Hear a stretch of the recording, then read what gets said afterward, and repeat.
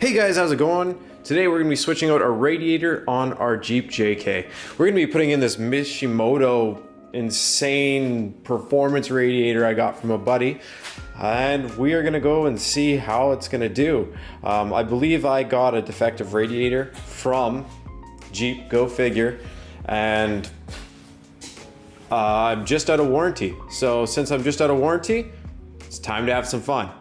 First thing you're going to want to do is, you can see I have an aftermarket bumper. If you don't have an aftermarket bumper, you will have a whole bunch of stock stuff on your vehicle. One will be that big underguard that's right here. How you undo that? If you actually look along this, it used to have the ports for it, but there's these big tabs that will be in here. You slide a flat blade in it, you pop it out, and the big push tab will separate and come out. And that's how you release it. There's also two on the back end. They clip here. So when you release them, so there's the three on the bumper, I think it is, and then there's two back here. So when you pop them, you have to get the two on the back, and then the couple that are on the front, and that big plastic underguard comes off. That plastic underguard looks like this piece right here. And the tabs are one right here, here, and like I said, two on the rear, and the whole thing drops out. The other thing you might have if you have a stock bumper is that piece of plastic that's right here, right by your grill. That piece looks like, I don't know if I still have it or if I've cut it up.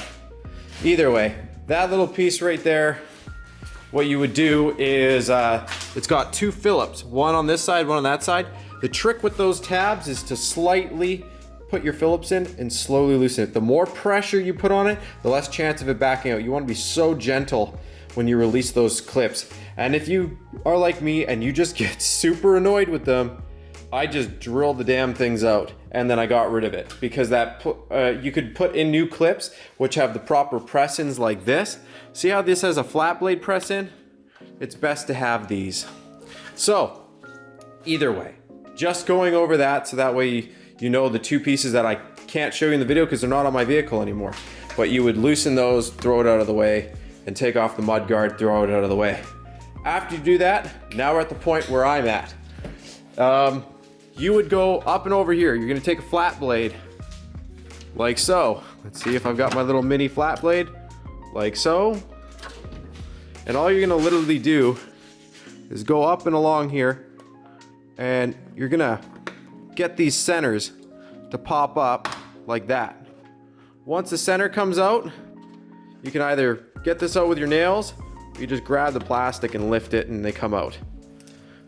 You'll see that there's one here, here, here, and here. Remove those. Before we pop this, because the next thing we're gonna be doing is popping the grill, you're gonna come up and go back here. Do you see that clip? This is in your wheel well. See? Wheel well. Whoop, bonk. You're gonna see this little red tab up here. You put your finger on it and you slide it towards you. See how it clicked? Like you'll literally put your finger on it and slide it towards you. Then you take your finger and press the ducktail. So see, there's your safety clip. Slide back. Once it slides back, squish ducktail, slide out. Do on both sides. If you have that flappy piece in there, just leave it in there until you do this next piece. That's the part with the two little Phillips screws if you actually have it. But from this point, you're just gonna grab this, grab right here by the light and pop it forward. Put your fingers through this and pop it forward. Once that pops forward like so, take and release. There we go. Give that a clean if you want. Oh look. We have full access to our radiator, our transmission cooler, an AC unit if you have an AC unit. So, next part from here is you can either A, start emptying the radiator so it can drain. You're gonna see that we have a Peacock valve. If we go in from right here, let's see if I can show you a good, actually it's right there. See this little lever? When you open this, there's a little nozzle which is right on the bottom of it. Just gonna start pouring. Now if you look, it actually pours right onto like a wiring harness. Kind of crazy. Anyways, I always keep tons of extra piping around because you never know when you need it. And this actually came with a sucker that I have for sucking fluid out of reservoirs. And all you do is if you want, I'm gonna go in under the vehicle. See if we can give you a good view. But there's your radiator. And see that little nozzle on the bottom of the Peacock valve? See if I can put this somewhere. It's right there. And this actually just slides with a little bit of force right onto it, like that. So now, when I empty the radiator, I can actually put it in a bucket or whatever the heck I want to do, so it drains right into the bucket. Otherwise, you're trying to put it here, and if it splashes and runs along here and all that other crazy stuff, it's kind of handy to have a tube. So first thing I'm going to do is start emptying this out. I require a bucket, so I'm going to go grab one. This is the tube coming down from the Peacock valve. It is coming down, and so it'll pour into here.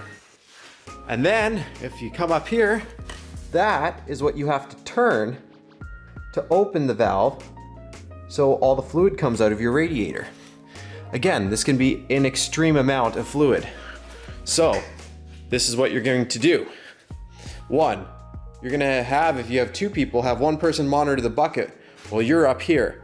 And you're gonna close it if you notice it's getting too full. Don't let it go right to the rim.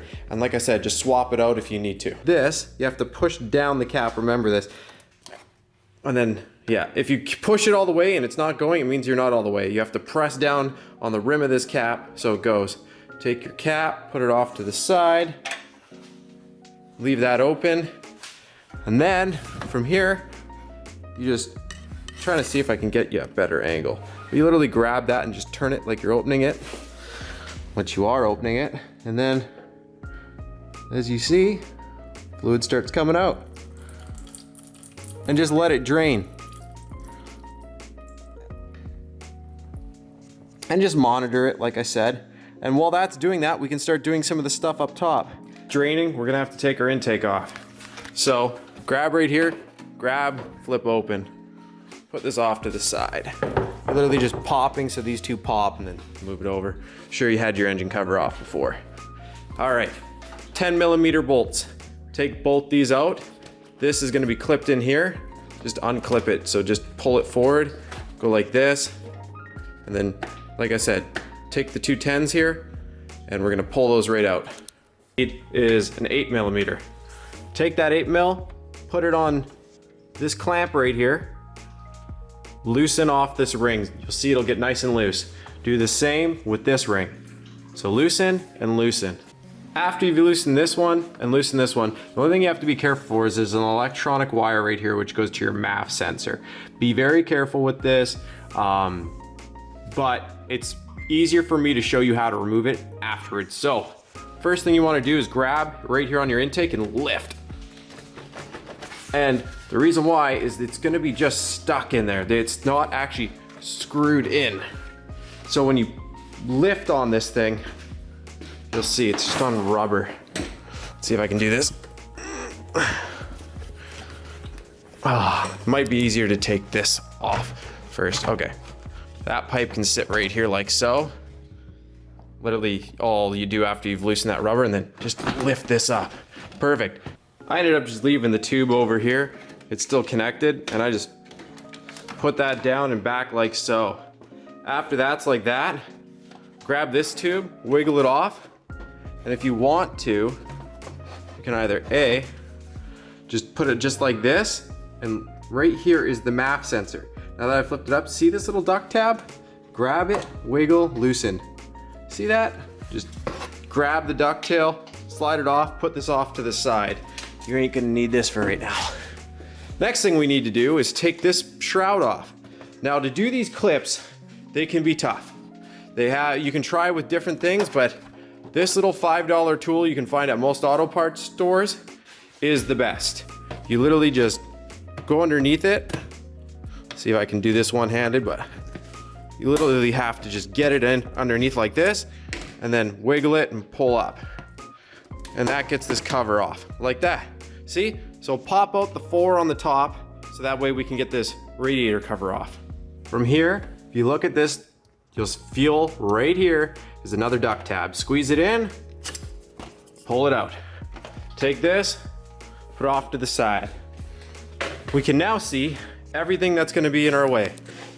So wiggle this off. Once this is wiggled off, put it over here.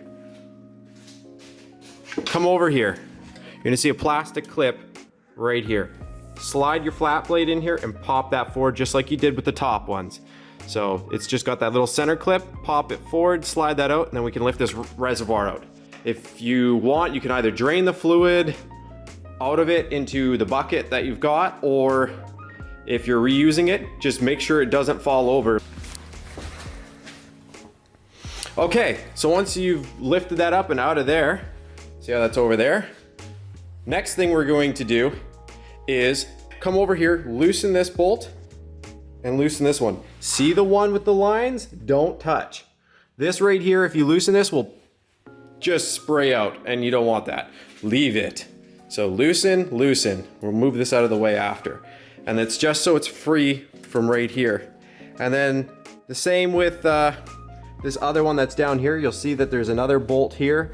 Tighten that back in with your hand, just so that way it's closed. You can remove this. You can take the fluid out of the way. Especially if you're keeping it, you don't want to get dirt in it and stuff. So take that fluid out of the way. So to show you what I meant, because I told you to look up here. Let's see if it'll focus for me. There is a bolt in there. So there's one hidden up there. There's another one on a post that stands out right here. Don't touch. This one, loosen.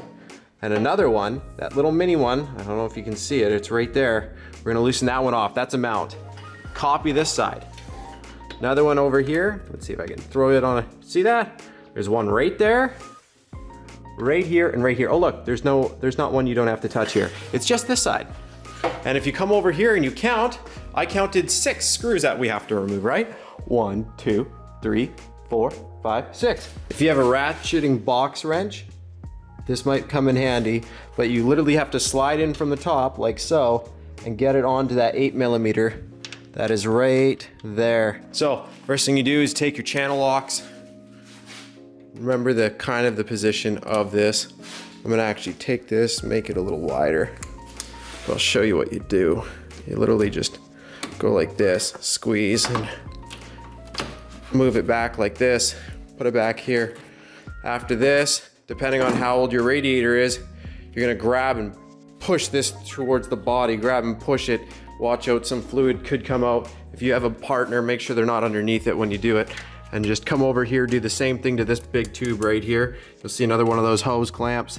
It's kind of hard for me to show you on this angle, but it's right here. Squeeze it and move it down the tube.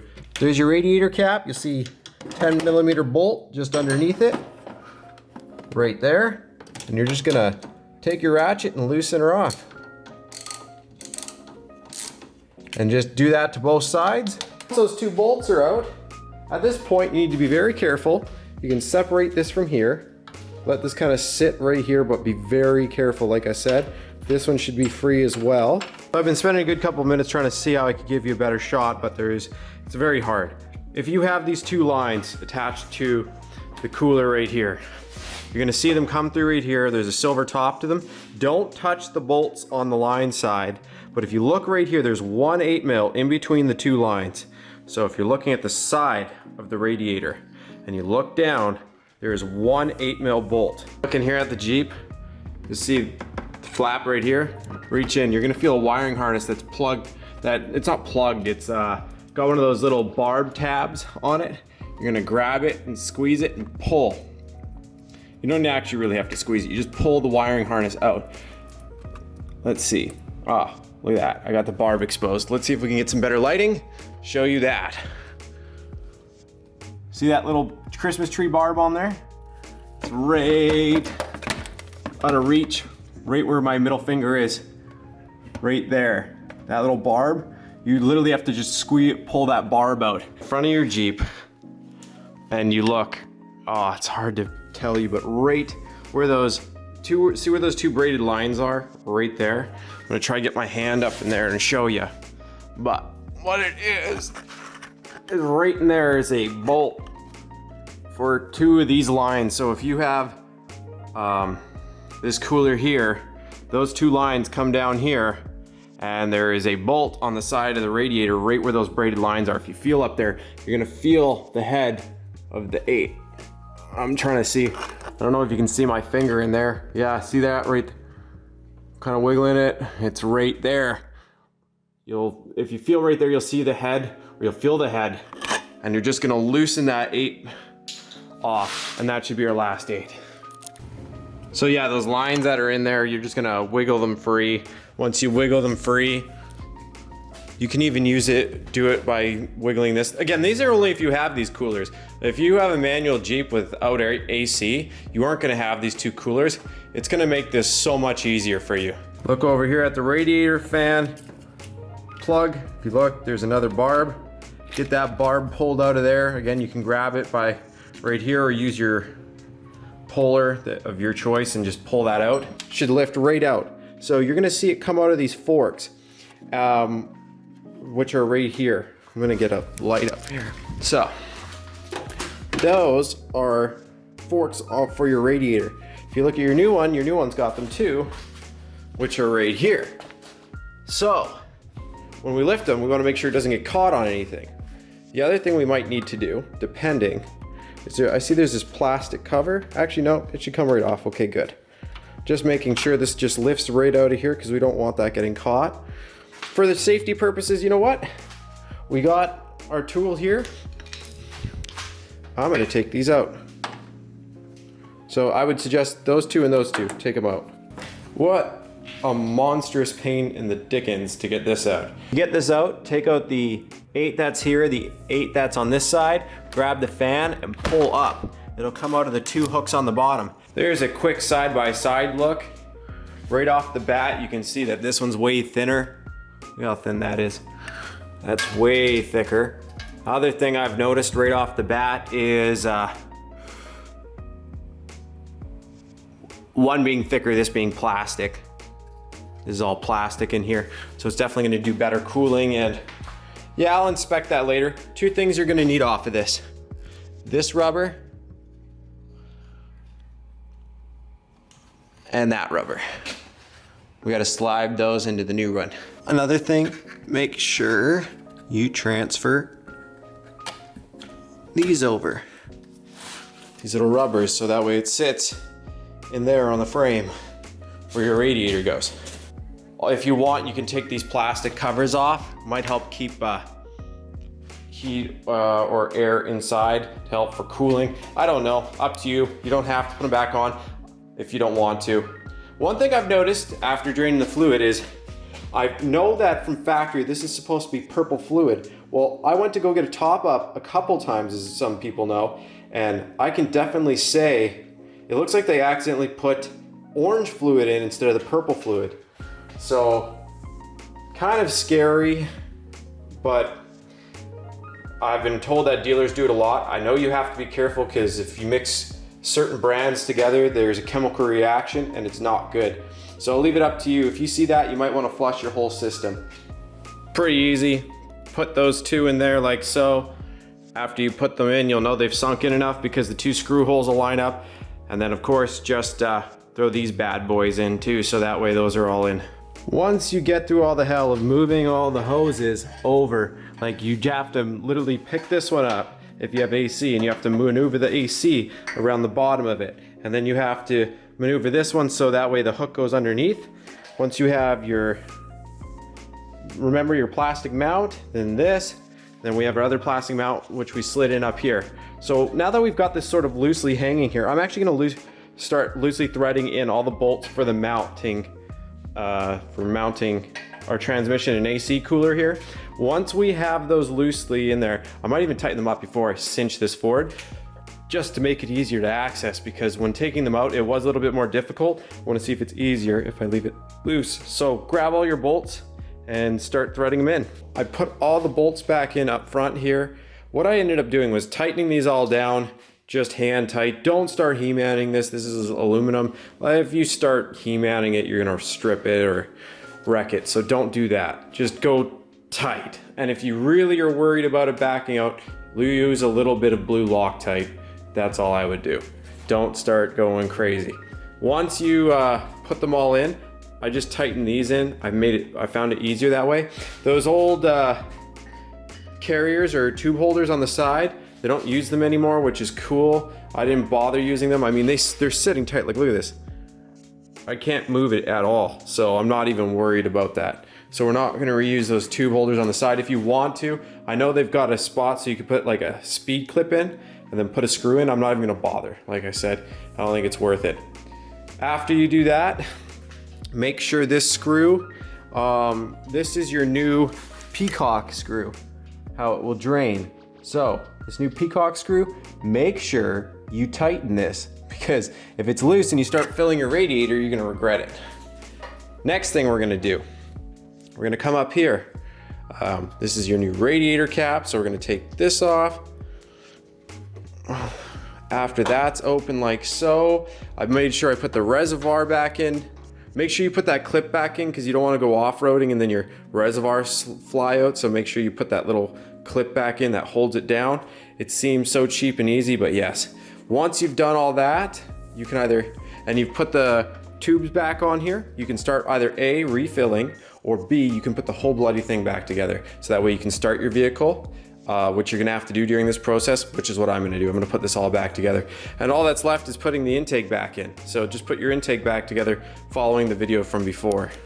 When you put in your air filter, just make sure that you remember to plug in that Maf. Also, you'll notice that it fits tighter because of course the radiator is thicker. So when you're putting this in, just be careful when you put it in. Make sure this part isn't too kinked. Mine isn't that kinked. I basically got the screws threaded in, then pulled as much as I could this way and then tighten them up. So that way it's as pulled tight this way as I can. And of course, make sure this is clicked in first. This is tied on, that's tied on, and then do these two screws, tighten them last. Once you do that, you've plugged in your Maf, you have this. If you want, you can put your front grille on. I might recommend that you leave the front grille off until very last, and the reason why, that way you can watch for leaks. So most important thing is make sure that if you didn't buy premix, that you have distilled or deionized water so you can mix it. If not, you're gonna definitely wanna pick some up so that way you can do this properly. So right now I have the antifreeze that I'll be using. I've put half of it there. I actually put half of it in this jug originally. Filled it with our deionized water and then mixed it up, poured it in, and then now I'm mixing up the second batch, which I'll again pour the water in, shake it up, mix it up nicely, and we're ready to go. If you have a 2013 or 2012 and before, you probably have orange coolant. This is known as HOT. Be careful, you don't want to mix. If you go to the dealership and get your coolant, you do not want to mix a HOT and an OAT. Those are two different kinds. There's OAT and HOAT. If you mix those two, the problem is they can cause a gelling issue. Not a very good thing because it can burn out your heater core. So if you do, just make sure the dealership gives you the right one. It's been known for the dealership to actually top your radiator off with the wrong coolant. So that's why I'm saying be careful. But mine is actually defective. I have a small pinhole leak, so I have to put my old one back in for now. Now, last but not least, once you've gone, everything's done up, you filled up this, you filled up your reservoir bottle, start your vehicle. Once you've started it, turn the heater all the way to max, the fan all the way to max. Once you've turned the heat all the way to max, and you've turned your fan all the way to max, you're gonna leave this and just monitor the inside. You'll see that the temperature will slowly pick up. It might take a while because there might be some air bubbles in the system. So as it's filling, or you're gonna see it go up, it's gonna closer to the heater core, and then the heater core is gonna cycle. When it does, chances are you're gonna see your fluid level go down. And what you're gonna wanna do is pour more in as it goes down. Little things you wanna do is burp the pipe, things like that. Like as I'm moving this, see how that's going up and down? I know I have a full system right now, but what you're gonna do is as the air bubbles cycle out, because you'll actually see the air bubbles come out of here. And what you're gonna do is after, say, a little while of it cycling, you're gonna see less and less bubbles, because you will see some bubbles come up. And just leave it after that and then close it and you're good to go.